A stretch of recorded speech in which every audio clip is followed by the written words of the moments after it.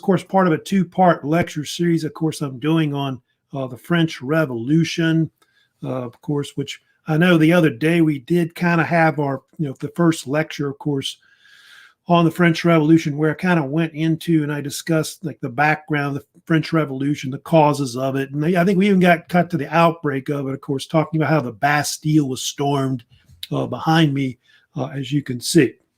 Like I said, we're going to continue talking about the French Revolution today. I'm going to kind of get into and talk about the fact that the revolution was kind of unique. It did kind of go through some stages. That's one thing that's kind of different, I guess, about the French Revolution. Like, say, if you compare it to the American Revolution, this one kind of went through a lot of different phases that it went through. Kind of went through a moderate phase, if you want to call it that. And then it kind of went to a radical phase with the so-called reign of terror they had. And then it kind of went back to be a moderate, I guess. By the time the Directory government comes in France and Napoleon seizes power. So it's kind of boomerangs back and forth there with those things. I did want to talk about this one phase that, of course, they start talking about that's kind of well known, which they kind of have what they call the Great Fear that occurs at the beginning of the revolution. This occurs right after the Bastille is stormed. Happened in like the summer and fall of 1789. It's about when it was. What happened was in France, the revolution started spreading throughout the country. They call it the Grand Peur, I guess they call it in French. Anyway, and it started involving the peasants. They got involved too, not just like I told you about the middle class was kind of involved, like the upper middle class bourgeoisie and the urban lower class. They were involved at first.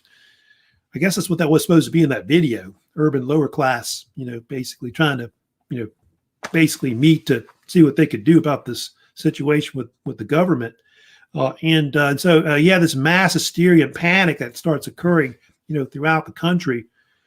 And so the peasants even broke into the nobles' manors, burned down their manors. They started, killing nobility. A lot of them fled the country, the nobility, as emigres, ran out the country, had to flee because of it. So you had that happen. And then they had the famous Women's March on Versailles. I guess you see all those people starting to organize, like those townspeople at the beginning of this lecture. Women like the markets were complaining the fact that the foods were just skyrocketing, not just bread, but any kind of food that they wanted. You see, there's people practically have to eat dead animals, dead rats or whatever, saw in the video, because they can't buy food because it's so expensive. And so they actually march on Versailles. And so that must be where the whole thing came from, with Marie Antoinette with the let them eat cake. But of course, they don't think she ever said it. But they eventually storm it. They stormed Versailles, the palace. It stormed, actually at one point broke into the bedchamber of Marie Antoinette. They tried to kill her, but I think they hacked up her bed and all that. And they couldn't get her. And there was I'll talk about Marquis de Lafayette later. He was a famous French general. He actually stopped them from basically massacring the king and queen. Although they did kill a bunch of the king's guards, were actually massacred, cut their heads and put them on pikes. So pretty bloody. Now, Louis XVI is, of course, last king to rule from the Palace Versailles.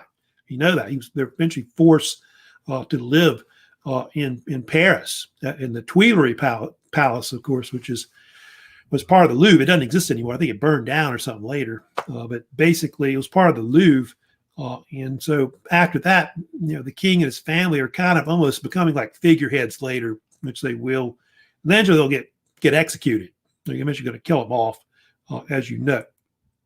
So that's initially the thing that kind of starts all the changes at that point with the revolution going on. Then the next thing that happened, of course, was then the National Assembly, which I told you had formed in June of 1789. They started making a bunch of reforms also to the country as well. Guess the big thing that first came out was the so-called August decrees. These came out, and these were a bunch of decrees issued by the National Assembly that did a bunch of things. It took away the rights of the upper class. They got rid of serfdom, and they got rid of feudalism. So any kind of feudal stuff that was still around, they eliminated it and got rid of it. The nobility wouldn't have any more privileges over everybody else. Everybody would be kind of equal as citizens in France. They also got rid of tithes. That was one thing that a lot of the peasants hated because they had to pay so much money to like the church and to the nobility, things like that. And so they got rid of that too as well. Of course, the big thing that happened in August was they adopted the so-called Declaration of the Rights of Man, which you can see. And August 26th is the actual date of when the National Assembly adopted it. Basically gave all male citizens equal rights in France. It had a lot of different influences, which is true about that. They think it was influenced by definitely by the English Bill of Rights, which had been developed, back, before that in the late 17th century. Declaration of Independence, by the way, 1776 was definitely an influence. They definitely think it was influenced by Jean-Jacques Rousseau and some of his ideas as well. So they gave people like freedom of religion, freedom of speech. You see on the bottom there. Rights include life, property, security, and resistance from oppression. So man are born and remain free and equal in rights. So obviously you get that idea from Jean-Jacques Rousseau, that part right there at the beginning. And of course, later what happens is that it becomes like part of the French constitutions. It's like the preamble, I guess, that they have later. Just about all the constitutions that they had of France, which France had a lot of constitutions if you do some research on it, like more than a dozen, I know for sure. It was drafted by different people. They think Abbé Sieyès and Marquis de Lafayette, that French general I told you about, were the ones that mostly drafted the Declaration of Rights of Man, although they think that it may have been partially ghost written by Thomas Jefferson, who happened to be in Paris, by the way, when this was all going on with the French Revolution. He was like an ambassador from America. And so he kind of helped consult them in what went into basically that Declaration of the Rights of Man, which is true. Other things I'll mention too that were also adopted at the same time, like starting, pretty much in 1789, etc. I told you before that one of the slogans of the French Revolution that they started adopting was liberty, equality, fraternity. That becomes the big slogan that everybody's, about the revolution. And fraternity sometimes is brotherhood also as well. So liberty, the idea of like democracy, things like that. Equality among men, also fraternity among men as well. Of course, if you know about the Declaration of Rights of Man, it was only for men, if you know about that. So only men had equal rights, the right to vote, things like that later. Women don't really get those rights until later. That's the only bad thing. I think there was a woman that tried to develop some kind of similar document called the Declaration of Rights of Woman, but it never took off at the time. So it's going to be like much later till women get more rights in France overall. Of course, the tricolor, about that. That's the famous flag of France, national flag. Of course, they would adopt that, which was blue, white, and red. I think I've got a picture I've got added of the famous, flag of France, which you, of course, and see if you want me to blow it up, you can, which is, of course, blue, white, and red. And supposedly the blue and the red, like these two colors, which are right here, represented the French people. That's what they say anyway about it. And I think the blue represented like liberty, and the red represented like the idea of brotherhood or fraternity. And then the white was supposed to represent the king and the monarchy. However, of course, they eventually got rid of it. They kept that. But they do think that the red part, like the red part of the French flag, supposedly is where they get the communist flag from, like the red communist flag you see sometimes, socialism and all that. That's the origin of it, they think. And pretty much all the ideas of like the left-wing ideas like, communism, socialism, they think liberalism, a lot of those ideas kind of broke from, the French Revolution, of course, later.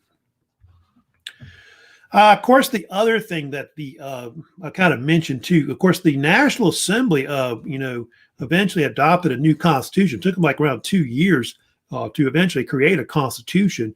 They ended up creating a constitutional monarchy. They did with the unicameral assembly. A lot of people thought they may get a Republican government, but they didn't. And they had a new assembly they adopted, which was called the Legislative Assembly, which was around for like a year or so.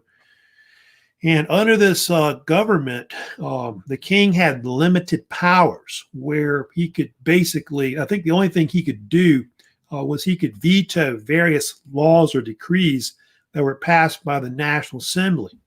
But however, when he would do that, only thing about that was it basically declined his popular support. Because I guess when he does that, it's almost like saying, I'm against the revolution, which he kind of was.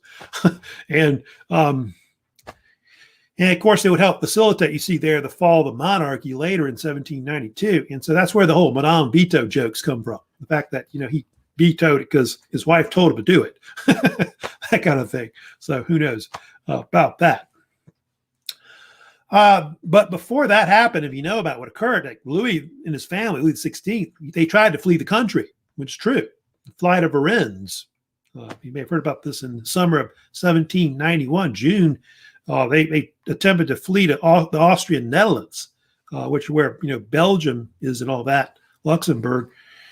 And halfway to the border, what occurred was they were caught. They were caught by the French, people. And I think what happened, if you know the story about this, they disguised themselves. He had his servants dress up like them, and then they dressed up like the servants, King Louis and his wife. And apparently some postmaster recognized his face because his face is on the money. They're like, oh, that's the guy on the money, Louis XVI. So they got caught and they were brought back, of course, to Paris. And so after that, they're not trusted. And they're kind of seen as traitors to the revolution. So that's one of the things that, of course, occurs with that. And so that's kind of like leading into the decline of, Louis XVI and all that. And that's going to eventually lead into the Jacobins taking over. I'm going to, of course, get into that next, of course, which occurs, with them taking power. Well, that legislative assembly I just told you about, it basically, it was only around for like a year or so. And what happened was within the faction, you start getting these more radical peoples, like political peoples that are in there, representatives that start taking over the government, mostly, especially the Jacobins, who were most notorious, more or less. You can kind of blow it up if you want right here. Jacobins. They're called Jacobins or Jacobin Club. They weren't really a political party. People sometimes use that term, but it was more like a political faction of different groups that were in it. And they wanted to abolish the monarchy. That was one of their main goals that they would have. And they would also help form like this new assembly that would replace the legislative assembly. That's called the National Convention, which would be the main legislative body they would have until like 1794, 95. And why do they call it Jacobins? What's the deal with the name Jacobins? Well, they call it Jacobins because they met in this monastery that was closed down. It was called the Jacobins. And so they got the name for that. But I think their real name was like originally called the Friend of the Constitution or something like that. It was kind of like the society of men that were all kind of on the same page about what they wanted to do with France politically, which was to get rid of the king. But there were several factions within it.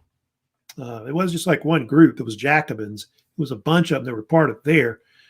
The two main factions that were in it that were kind of rivals were the Girondists or Girondins, but said either way, or the Montagnards, which meant the mountain men.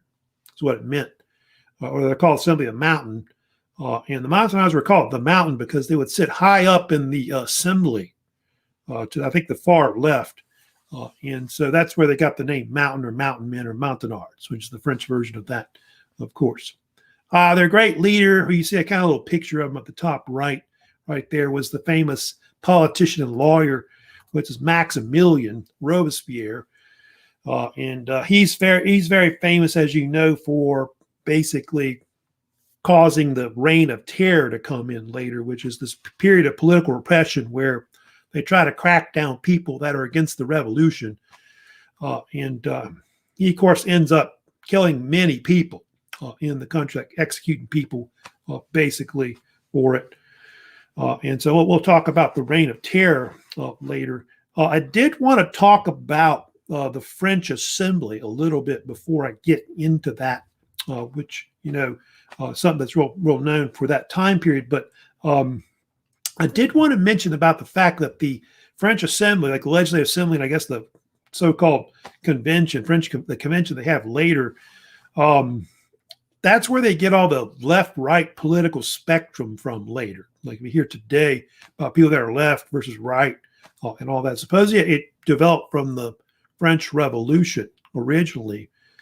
And so people that are on the left were like sort of liberal, radical, that kind of thing. And so you'll have your people like the, people that are liberal, progressive, socialist, communist, that'll be on the left, which the Montagnards mostly were kind of radical.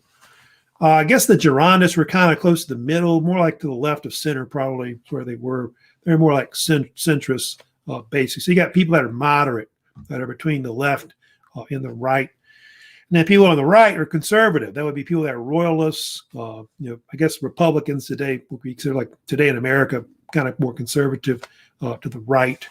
And they sometimes put people on the right, like fascists and other people, fascism and things like that, more to the right. Also as well.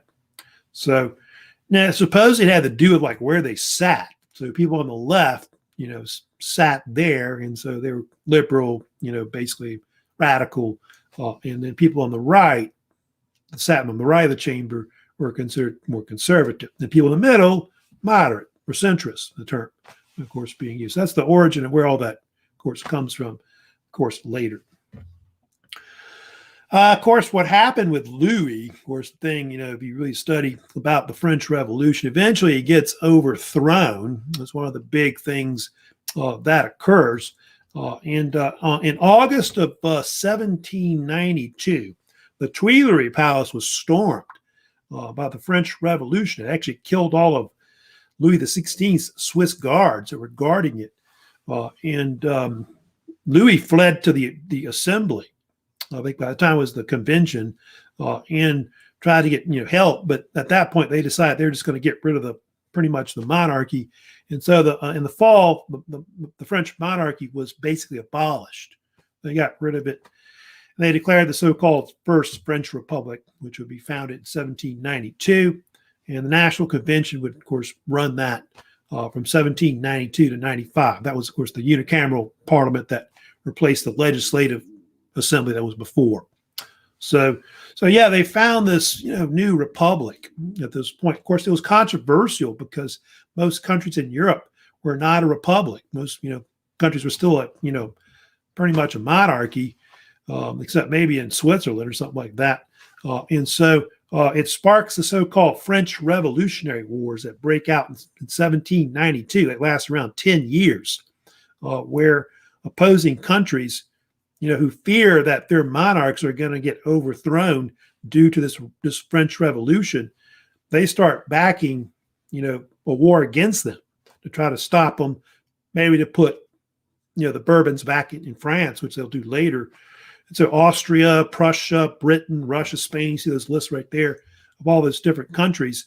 They basically start supporting, of course, these wars, which will last about a decade.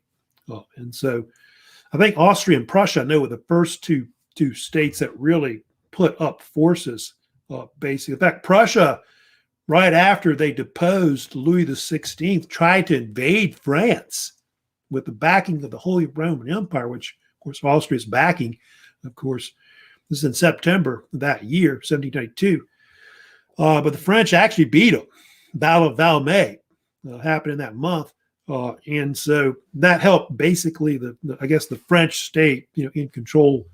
And of course, they'll kind of go back and forth in the war. But by the end of the war, you get the rise of Napoleon comes in. Napoleon's a pretty good general, and he's part of why the French Revolutionary Wars kind of go in favor of France and keep it, a republic, for a while anyway, at least till Napoleon makes it to an empire again when he becomes emperor.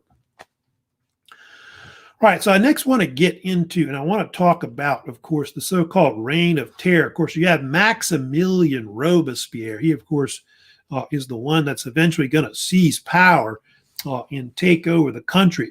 And the Reign of Terror, Reign of Terror lasted from about 1793 to 1794, and it's like a dictatorship, which it was. They kind of suspended the Constitution for a while when the Jacobins took over the country. And what was the Committee of Public Safety? Well, it's kind of like it was a committee, but it was also a provisional government that they put in power. And it was formed because after the new republic was created in France, they were concerned that there were enemies of the state, not just outside of France, but internally, that wanted to overthrow the revolution. And so it began a political wave of repression against any people that were, against the regime. They had them in prison, they had them executed, and the Jacobins would go on to execute thousands. I think there's different numbers on those numbers right there. They may have executed as many as 40,000 people were killed under the Jacobins. Also priests, if you know about this, like priests that were in prison were actually killed by Catholic priests. It's amazing that they did this. And because I'll get to it later, but they're going to get rid of Christianity. They're going to ban Catholicism in the country. Can't practice any kind of Christianity at all. Robespierre, who was called the Incorruptible because he couldn't be corrupted, they say, was really kind of radical. Some of his ideas that he wanted to do. And I'll get to it later, but he really radicalizes the revolution, and I think they go too far. It's one of the things that they think happened. And they have compared the whole Reign of Terror with what happens in the Soviet Union under Joseph Stalin. If you've read about Stalin, around the 1930s, they had that so-called Red Terror, as you know, where they do the same thing. There's a political repression in the Soviet Union where people are in prison, thrown in the gulag, because they're against the regime and communism. So that's something we'll get to later that we have, of course. I forget what they called all kinds of names. I know the Soviet Union that they dubbed it more or less. Of course, one of the most famous things that, of course, occurs with the revolution, of course, they have this new, I'll get to this in a second about that, but they have the guillotine. As you know, it's something they start using during the revolution that's well known. Guillotine becomes pretty much the main instrument that they begin to execute people with. If you know about the guillotine, becomes like this big symbol of the violence of the Reign of Terror in the French Revolution. Everybody we think of the Reign of Terror, you think of the guillotine overall. And it was a new type of execution device that was actually, administered beheading as a form of capital punishment, as you know. And of course, the reason why they developed it was to basically make executions more humane, because prior to that, there were all kinds of methods of the way people were executed. I mean, you were, burned at the stake. You were drawn and quartered. What else? All kinds of ways. You were hanged. So there's different methods. You could have been, executed. Of course, it all depended on what your social status was. Like your upper class people, ability, they could choose the axe, sword, whatever, to get their head cut off, which was, I think, the best way to get executed back in the old days. I don't know what the worst one. I guess burn at the stake was the most horrific way you could have been executed. So the idea was to make it more humane, but also make it equal. So everybody would have the same form of execution, no matter what your social status was. That's great, huh? Anyway, there was different inventors of it. Usually the man that they usually give credit for inventing it was actually King Louis XVI's personal physician. He's the guy that helped design it, who was Dr. Antoine Louis. He was part of a committee that actually looked into different models of execution devices to execute people via beheading. The Germans had one too that was called De Fall Bell, which meant in German, the falling axe, which, by the way, was used up to the time of Nazi Germany. Like under Hitler, they were using these machines to cut people's heads off, which was pretty effective, by the way. Pretty painless. You don't really feel it much. It's pretty much over. But it got named after Dr. Joseph Guillotine, who was also on the committee too. And he was also, I think, a member of the French Assembly. And he became one of its main supporters of it. And so what happened later was they got named after him instead. But they had all kinds of names that they kind of kicked around for basically what they could have called it. You can see there are a bunch of the names that they thought about calling it. You see Luzette, Luzatine, Luzon. I think they even called it Madame Guillotine or something like that, I think was another name that they were going to name it after Louis, like Dr. Antoine Louis, but it sounded too much like the king's name, Louis XVI, Basically, yeah. So you had different things, of course. You see with facts about the guillotine. Tobias Schmidt supposedly was this German engineer. I'll plan that for you, but he was an engineer that supposedly designed the blade on it, which I think may have been with the German version, the so-called falling axe in Germany. That's basically where they got that idea from it as well. They first started using it in 1792. So they first mostly executing criminals basically in prison. And then, of course, started using it during the Reign of Terror. You can see it was used up to 1977. This is crazy. Like with the French Republic. That's like when Star Wars came out, the first movie, Star Wars, like all the movies they had, I guess, later and all that. Yeah, that's that far back, when it first came, when the first class used it, and all that. They used it pretty much throughout the whole French Empire at one point, like all over the place. Devil's Island, wherever else, I guess they, of course, used it. Of course, got named after guillotine. Yeah, National Razor, you can see that. That's actually what they called the nickname of the actual guillotine, because it looked like a razor.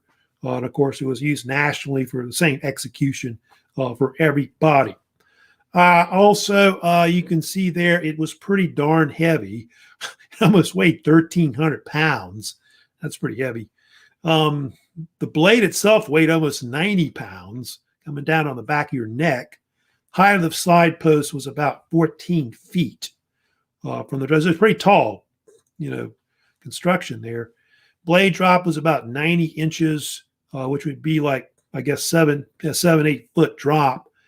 It fell at a rate of about, the blade itself fell at a rate of 21 feet per second. That's pretty quick. It's so fast, if you turn your head or blink, whatever, you might miss it. They cut somebody's head off. It's that fast. It took 200ths of a second to actually cut your head off. It was that quick, the blade coming down, basically. Power impact was 888 pounds per square inch. So, yeah, that's a lot of pressure coming down on the back of your neck, And I don't know if you see that picture there. I'll go back to it right here. But you'll notice there's a basket there, of course, to catch the head. I guess if they didn't have the bucket there, your head would fly off, from the impact of the, thing hitting your, back of your neck as it would cut it off. So, but it's like real quick, I think there's stories how they did experiments where they, how long did your eyes blink and all that afterwards, which was like reflexes. And yeah, some people, like for a minute or so, their eyes would still be blinking and stuff, and they'll still be moving and things like that. It's kind of weird, but those are all just reflexes, I think. Pretty much don't feel it after that. So, so that's the so-called guillotine. And oh, by the way, famous people executed by the guillotine. Those are probably the three most famous ever. They were killed by it, of course, during the Reign of Terror. Louis XVI, of course, was later executed, of course, January 21st, 1793. They wouldn't let him use his name, though, when he was executed. They called him Hugh Capet or Citizen Capet. That was what it was. They called him or something like that when he got executed. Marie Antoinette, of course, October 16, 1793. She was executed about 10 months later. And hers might be one of the most famous ones. When she went to go, she was very, she was very dignitary about, being executed, proud about it, that kind of thing. Didn't panic or nothing like that. But when she went to go get executed, there's a famous story where she stepped on the executioner's foot, which was an accident. She didn't do it on purpose. And she said to him, I didn't do it on purpose, or something like that. Maximilien Robespierre, of course, was also executed too in 1794, July 28th. He supposedly turned to the guy and said, before he executed the executioner, he said something like, thank you, sir. His last words. Kind of weird. But anyway, thank you, sir. Anyway, oh, and they say that the reason why later, why was Marie Antoinette executed? There's different theories about why that was. They say she was a scapegoat because people still blamed her for all the problems of France and all of that. And they think it was because of the death of Marat, though. Jean-Paul Marat was this radical newspaper man who had a newspaper called The Friend of the People, which he kind of wasn't. And he had this paper where he would spout out all kinds of radical stuff, like saying, like on the bottom, that quote right there, where he would say something like, in order to ensure public tranquility, 200,000 heads must be cut off. So to kill off anybody that's against the revolution. So his paper, Friend of the People, was like the whole Jacobins and pro newspaper that they had during the revolution. And apparently he was killed by this woman named Charlotte Corday, who was actually a Girondist supporter who didn't like the other faction, which is the Montagnards, the mountain, and all that. And stabbed in his bathtub. I don't even know about Marat. Marat had some kind of bad skin disorder where he had to lie in a bathtub a lot all day, I guess to ease his pain or whatever. And she stabbed him in his bathtub, and it was later made into a painting by Jacques-Louis David, which you may have heard of. It's probably one of his most famous paintings of the French Revolution. And of course, Marat became a martyr, and so they think that's why they killed her. They think Marie Antoinette is a scapegoat, for I guess all the problems of the revolution, etc. But they didn't really have to kill her. She, wasn't like she was the ruler and all that. All right, let me get into next. I did want to talk about and go back and get into some of the things that were known with the kind of get into Maximilien Robespierre. He, of course, was kind of, like I said, kind of radical. He radicalized the whole revolution pretty much. And they often call the so-called radical reforms Robespierre and the Jacobins, the so-called Republic of Virtue, which was, I think, something that came from a speech that he gave in front of the National Convention one day. So hence the name that they used. Some of these were really radical ideas, crazy ideas for the time that were really out there. And of course, one of the things he wanted to do, if you know about it, was he wanted to get rid of Christianity. And so they did. They got rid of it. They banned, the Catholic faith. They closed down all the churches. They closed down all the monasteries, sold some of the buildings throughout the country. I told you even that they even had massacred at one point some of the priests or ran them out the country, forced them to leave as immigrants. And so, yeah, that happened. And then Robespierre went further and he adopted this cult of the supreme being, which was a deist type religious cult that he forced onto everybody throughout the country. It was this idea to create like a state religion, that everybody would have the same religion as well. Like they had Catholicism before that. And I think I've got a picture showing they even had a festival with it, which they started the summer of 1794. You can see the so-called Festival of the Supreme Being that they had. And so it's the ideas that kind of, basically use like the Enlightenment and so on, the ideas of scientific revolution to kind of, believe in these ideas of the deism thing. So these was like really some crazy ideas that they were doing, but they kept it a while. I mean, the cult was around, I think, until 1802, until basically Napoleon got rid of it eventually. And they eventually would bring in, Catholicism. They'd bring it back, of course, later. Also, the Jacobins did some other things that were crazy too. They got rid of any kind of symbols that were associated with a monarchy. They didn't want anybody to think that they ought to put the monarchy back in, Bourbons or whatever. They also tried to remove statues. I think they had a case where they cut the heads off statues and things like that. It's kind of like now how they're trying to bring down all these statues of different famous people in American history. It's kind of like the same thing that they were doing, kind of radical things like that. They also got rid of face cards, like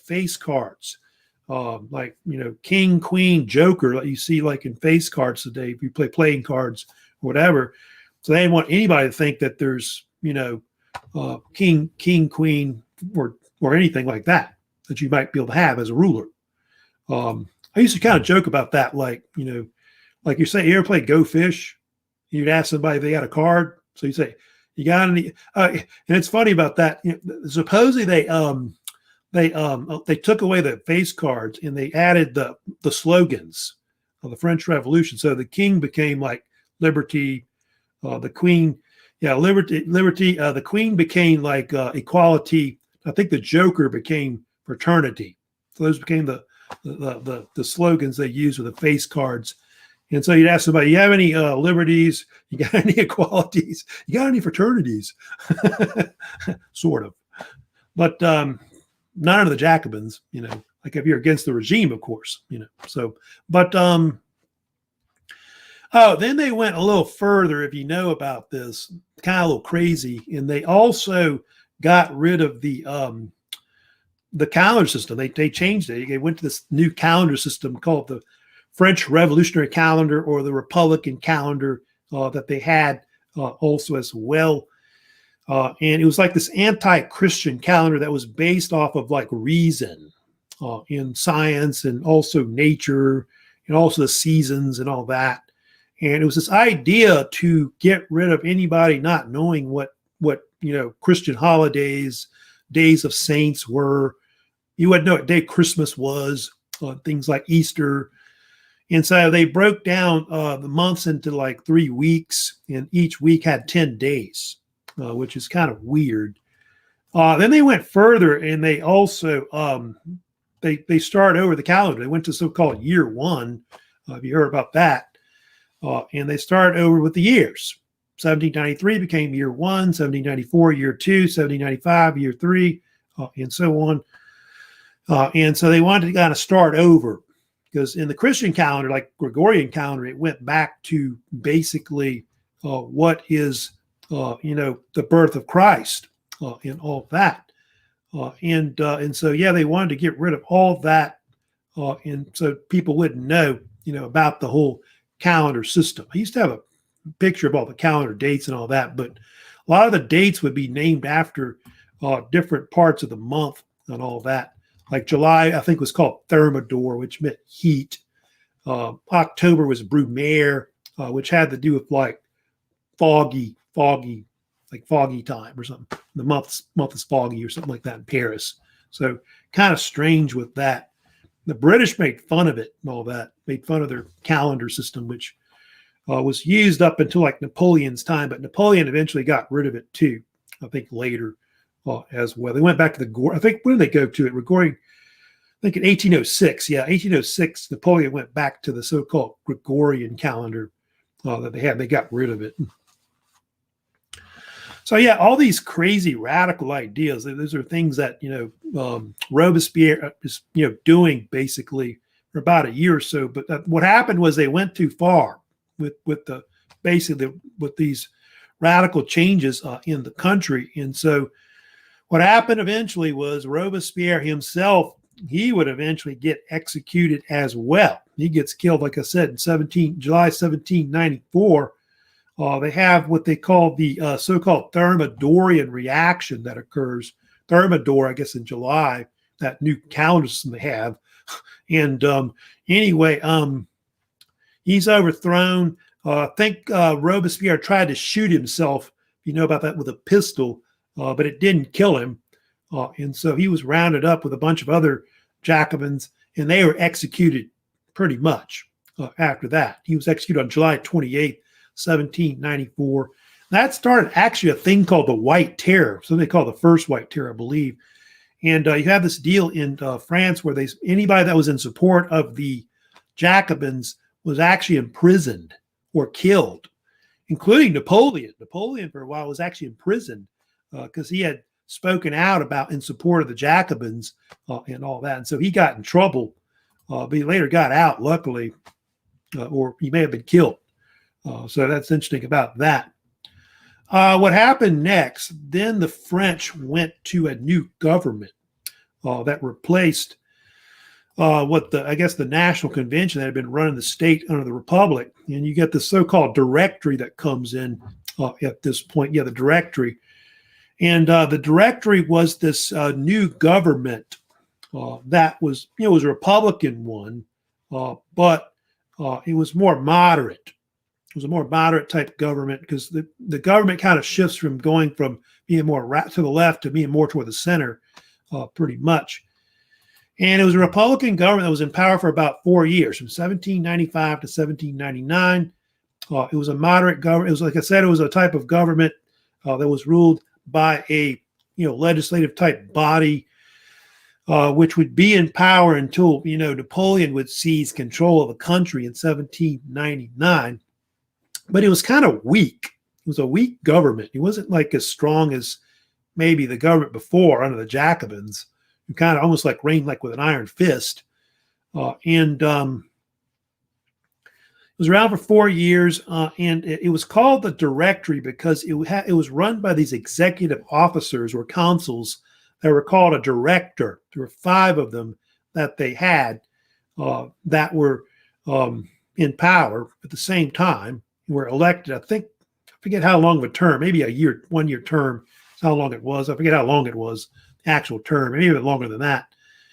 But Paul Barras, you may have heard of him. He was one of the most famous that really was considered like the early member of the Directory that was well known. But a lot of like foreign countries weren't sure who was in power. I know when the United States was in power under, I think it was mostly under, especially John Adams, who was the second president of the United States, they weren't sure who was in power or not, like who's the real ruler and all that, because you got 5 of these men that are running the state. So it was kind of confusing. But I guess they didn't want one guy running it like Robespierre, which was 4. And so they wanted 5 guys to kind of share power instead. The French Directory had a legislature, which was bicameral. It had 2 chambers. So they went from 1 to 2. They had the 2 chambers you can see below were the Council of 500 and the Council of Ancients. You can see that's kind of getting some influence from the Greeks there, especially the Council of 500, which is something the Greeks had a long time ago, ancient Greece. The Council of 500, its main job was to draft laws, legislation for the state. I guess tax revenue type laws and things like that they would do. Then the Council of Ancients would basically reject the laws, decide if they should be passed or not, and I guess okayed by the directors. And then the Council of Ancients would also elect who the directors were, like the 5 directors who would be in power. Now, usually they would choose those from a list, basically. So there wasn't really a popular vote for the directors. I think they had people would be elected by the people, to the assembly, but the directors themselves would be elected by the actual Council of Ancients, the second upper chamber. I guess the other was the Council of 500 was the lower chamber that they had. But like I said, the Directory, was kind of weak. they did continue the French Revolutionary Wars. This government would be around until, like I said, the late 1700s. And under that time period, you start seeing the rise of Napoleon. Napoleon Bonaparte comes in and eventually takes power. He's eventually going to overthrow the Directory and pretty much end the Directory government. And I did have a few minutes today. I did want to kind of go ahead and talk about Napoleon. So here you got the Directory right here with Napoleon, of course, coming in. Napoleon, of course, is going to start a new historical period, I guess, with France in Europe that they often refer to it as being called the Age of Napoleon, which, goes from 1799 to about 1815, about right there. So he's going to dominate France. He, of course, is going to dominate Europe. Of course, there's a famous romanticized painting of Napoleon done by, again, Jacques-Louis David. David had numerous paintings of Napoleon, of course, that were done. That's probably the most famous painting he did of Napoleon. Napoleon crossing the Alps. It's actually one of my favorite paintings of Napoleon, anyway. But but Napoleon, who was he? Kind of go into a little background about Napoleon today, a little bit, and who he was, and all of that. Well, Napoleon was not just a general. As you know, he was later a French politician, and of course, Emperor of France. He's a monarch, of course, which he will be like Emperor of France. He's usually called Emperor Napoleon I, of course, is the official name. That, of course, he's called later. And, of course, he's going to eventually form a new empire. The so-called First French Empire, which we'll get more into later, is going to eventually form in 1804. Last about 10 years to about 1814 to 1815. Kind of reigns twice, so I'll get to later, 1815, if you know about that later. And he kind of there's an old joke about Napoleon that he kind of picked the crown up out of the gutter and put it on his head, and seized control of the government.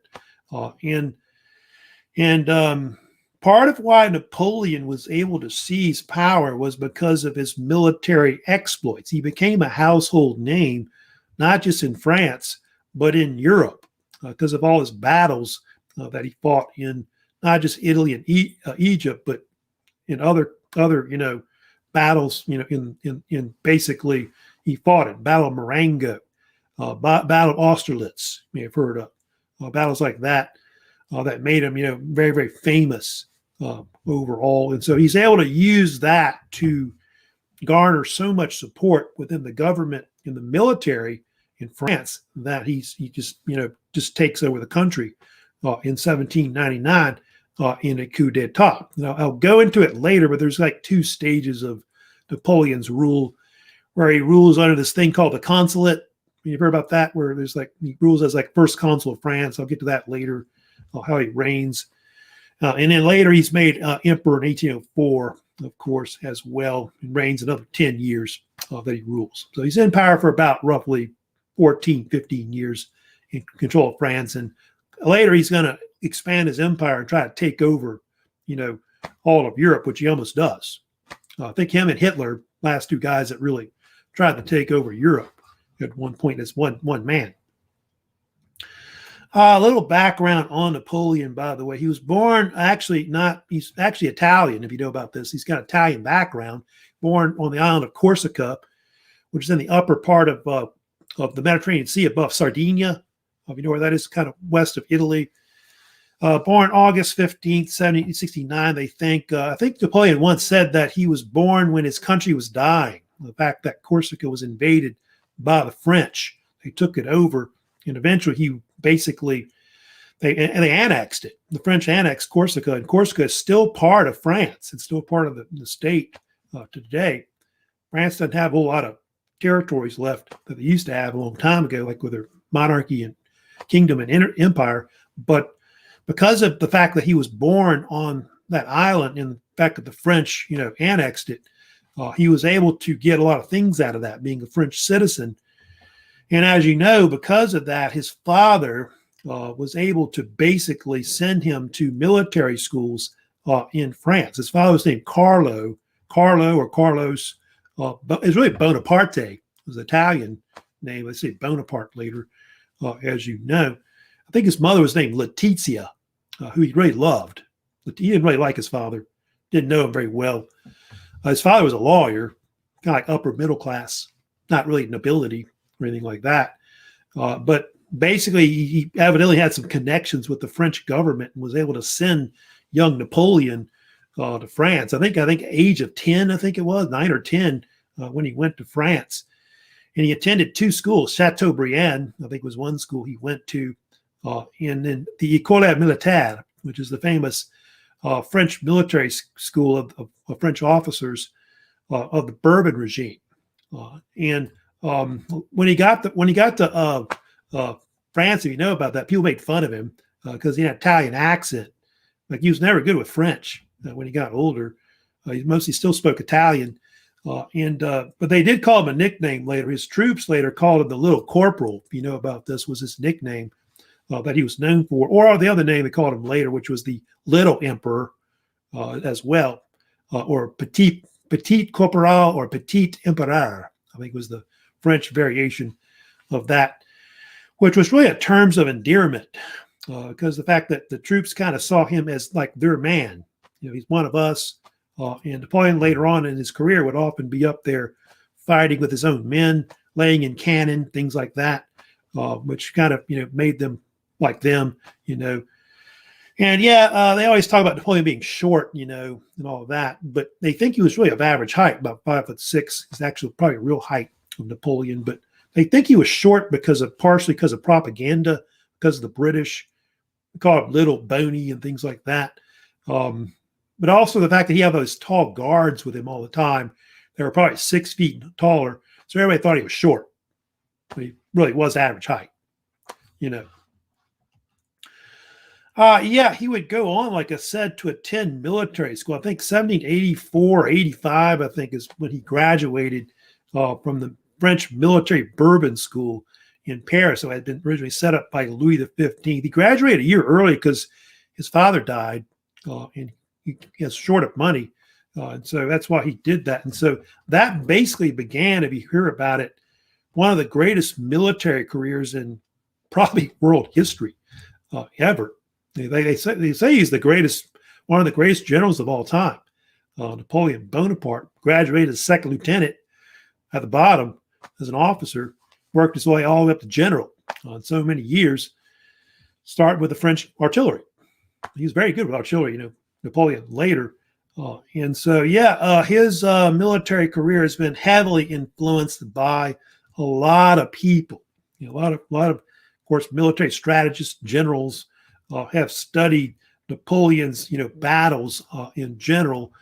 It's influenced a lot of military tactics, future wars. Everybody wants to do Napoleon tactics, in battle. Like, I think in the American Civil War, they were trying to copy Napoleon. People even try to, emulate Napoleon and things like that. And he did have one of the greatest win-loss records, of course, ever on the battlefield. 60 battles he fought in total, 152, which is, by the way, like an 80, 90% win-loss victory. It's kind of like Nick Saban of, generals, I guess. But the only thing is he lost some of the big battles later, like Waterloo, if you know about that, was one of his battles he lost, which, of course, hurt him real bad. So later. And a few things about Napoleon, like his love life. I guess I'll talk briefly, just for a few things about that. Yeah, he did have different wives that were well known. His most famous wife, everybody's heard of, is Josephine. I think everybody's heard of her, who was actually French Creole. She was born in the New World on the island of Martinique, like in the Caribbean. Her husband, by the way, had died on the guillotine because I think he had kind of was against the Jacobins and all that. And she ended up being like a mistress to Paul Barras. And so that played kind of a major role in why Napoleon was able to rise to power, because Josephine had connections with the Directory government. And so that's how Napoleon got a lot of his early military commissions. In fact, he joked about it, that he's the general that owed his commission to his wife. It was what they joked about. And Josephine was his first wife. They were married for like 14 years, 1796 to 1810. She was also his first empress consort as well. But they say she never really loved him. I don't know if you know that or not. A lot of people don't know that. They think that's such a great love affair, but she actually hated Napoleon. Mostly did it because he needed money. And they never had any children because she was too old. She was actually older than Napoleon by several years. But Napoleon did adopt her two children, son and a boy. A son and a girl, that they had as well. He later divorced her. And he had the second wife that he had, which was Marie Louise. And she was an Austrian princess, the daughter of Emperor Francis II of Austria. That would basically be Napoleon's father-in-law later, which is really weird because he ends up fighting him in the Napoleonic Wars. She was a so-called Duchess of Parma, they call her in Italy. And they were together for like 4 or 5 years, 1810 to 1814 or 15, I think is when she's Empress Consort, basically. But when Napoleon went in exile, she didn't go with him, by the way. And Napoleon had numerous girlfriends and mistresses. I think as many as like 30, basically. And they joke that Napoleon did everything fast, rising up from, lieutenant to becoming general. He ate fast. He marched fast with his troops. But I guess when he made love to a woman, it was slow. Kind of a joke. But anyway, so that's the rise of Napoleon. Of course, next week I'm going to get more into, talking about Napoleon Bonaparte. I'll get more into his early power overall. I'll get to like some of his military campaigns first. I guess I'll talk about. Then I'll talk about the consulate, the first government that he's got in power.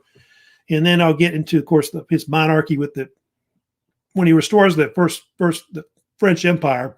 We'll get to that when he's Emperor of France. We'll talk about also the rise and fall of Napoleon also as well. So before I go, don't forget, I do have 2 new assignments. Well, I got 2 assignments up right now, 2 quizzes at the same time. You need to work on the British history one, of course. That one's due later at the end of the week. And then the one on the Enlightenment, the Scientific Revolution, of course, that one is due next week. But don't forget the vocab, second vocab, due starting tomorrow. So go ahead and start uploading that to the speed grader for me. So don't forget, if you have any questions, about the lecture, let me know later. It'll look like anybody's got any questions today on the live stream. But if you have any questions on my channel about French Revolution or even Napoleon, let me know. So y'all have a good weekend coming up and all that. Of course, and I'll see you next week where we'll talk about, of course, the so-called age of Napoleon. So that's it for today. Y'all take care. Have a great weekend. So bye.